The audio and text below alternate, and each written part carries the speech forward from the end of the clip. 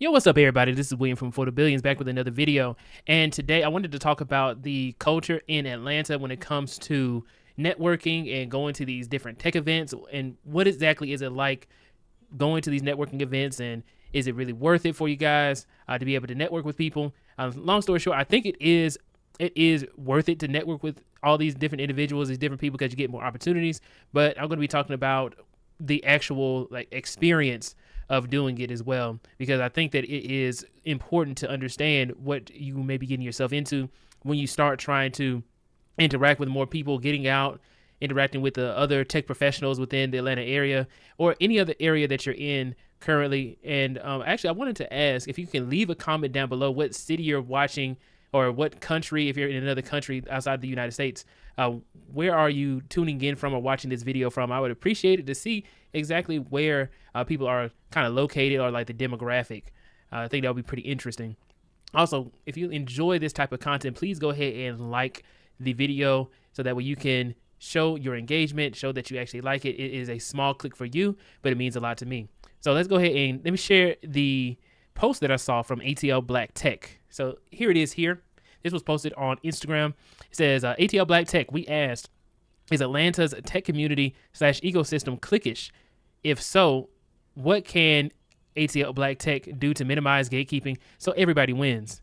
All right, so when I first saw this post, I was sitting here thinking like, man, it is so true that yes, the ATL, like the tech scene, the tech community is very cliquish. And I'll give you a few examples. I made a video before where I was talking about how this guy, he was trying to posture himself as if he was better than me.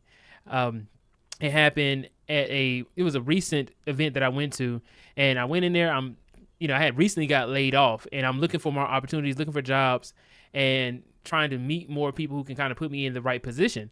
And everybody tells you that you have to be able to build your network because your network is your net worth. So I'm in a room full of very influential people. And I see this guy. He was on stage. He was talking about how he runs a film company and he's really into filmmaking and art and stuff like that. But I still think that it'll be interesting for me to go ahead and go and talk to him and pick his brain about like maybe entrepreneurship, or if he knows anybody in the tech space that can kind of put me on or anything like that. So I was like, okay, let me go ahead and go and talk to him. So I went up there, talked to him and stuff. I introduced myself, and he was telling me all about his business, and I was like, okay, cool. It sounds great to me. It sounds like he's really doing well for himself. And something that he said really stood. There was a few things he said, and then this is how you can kind of tell it's a little bit of a like a celebrity. Like people want to be a celebrity when it comes to the tech scene in Atlanta. What he told me is, he said, "Oh, if you want to connect with me, go ahead and get my Instagram." And I said, "Okay, I'll go ahead. I'm on Instagram. I can go ahead and get your Instagram, and then make sure to send me a follow, and then send me a DM so that way I know where I met you from." I said, "Okay, that's a pretty reasonable request." And when he did that, he said, oh, "Okay, and also I got to make sure you're not weird." And when he said that, I was like, yeah, that's I wouldn't want to interact with somebody weird either, but my thing is when he said that we're all in suit and ties, and you had to pay to get into the event, you had to be somebody to know about it. It was one of those types of events where it was like a lot of people were invited to the event and or paid to go to the event. So I'm not expecting people to be too weird when they go in there. I think you kind of are validated a little bit. You're not just like the regular public. And so when he said that, I was sitting here thinking like, man, what he said, I found it to be a little bit more passive aggressive. So I said, okay, I'll just go ahead and let that slide. And that was one of my mistakes. When you start letting things slide, like something comes up to your spirit or to your mind, and it doesn't really sit right with you, you might want to go ahead and ask them, why did they say something like this? So he said that, and then I was like, okay, cool. I followed him on Instagram, and then later on, so I'm talking to two other gentlemen who were there, and they are also in the tech industry. So I'm talking to them about, different jobs and stuff like that. And then the same guy comes back up from the filmmaker. So he comes back up, and then he is trying to introduce this other guy to the two guys I was talking to. I had already just met the filmmaker, and he said, "Hey, I want to introduce you to these two gentlemen, these great gentlemen over here, these two great gentlemen over here," and it skipped past me, and I'm standing right there, and I thought that was kind of strange. I was like, okay, you don't really know me too well or anything like that, but I find it kind of odd that you had to specify these two great gentlemen. So, and then things kind of just kept ramping up, and then he kept saying like, "Oh, make sure that the DM that you send me is like it's very specific, so that way I can actually go in and look at it because I'm really busy, and my DMs, if I were to show you my DMs, is just crazy." And then I was thinking like, dang, I was like, okay, this guy, he's acting like he is just so important, and that's what it came down to. He just acted like he was just so important. And he was just over me like, oh, okay, you really got to go above and beyond to be able to get my recognition or my attention or my notice. And all these things may be like very small, and some people may just think of it as like, oh, that's nothing. But, in the moment, it really kind of felt like, okay, this guy acts like I'm like one of his fans or something. And I was like, I've never met the dude before. And that's how people would treat you. People would treat you like you are a fan. And especially when you are trying to do better in life and you're trying to, get promoted, or you're trying to interact with people to be able to get to the next level, they will treat you in weird ways and very passive aggressive ways. So, the next part of the question is, what can we do to minimize gatekeeping and so that everybody can win? And the issue that's going on is that we have social media. People are literally paying for subscribers, paying for followers. Like I know somebody right now got 100,000 subscribers or 100,000 followers, and they had paid for them, and they pay for ads and everything, and they're like, that's their whole business. It's just like social media. So they're putting a lot of money into social media. So if you're trying to build your platform organically, you're not going to have as many subscribers or as many followers.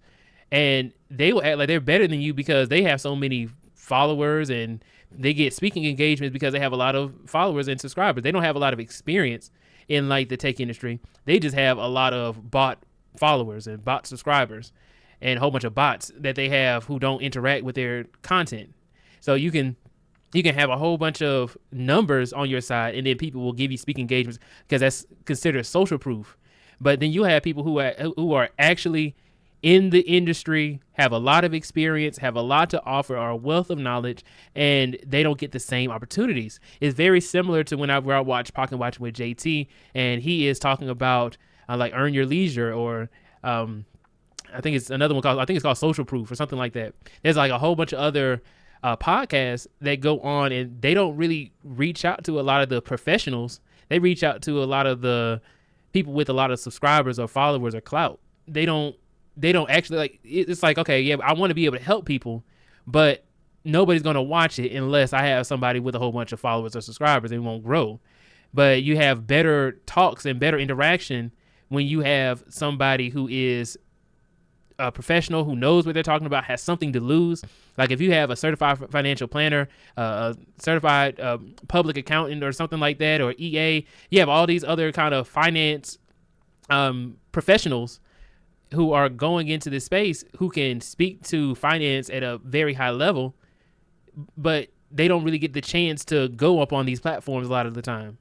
So there are so many people who are deserving of being able to speak to an audience, be able to share their knowledge, be able to help push everything forward, but they need to be able to get the opportunity. Like, we shouldn't be focusing only on celebrities. We shouldn't be focusing only on subscriber numbers and follower numbers. I'm like, you can spend like $1,000 to get like several thousand followers or something like that on any social media platform, and now you're doing well for yourself. Like, no, you just sat up there and paid for it.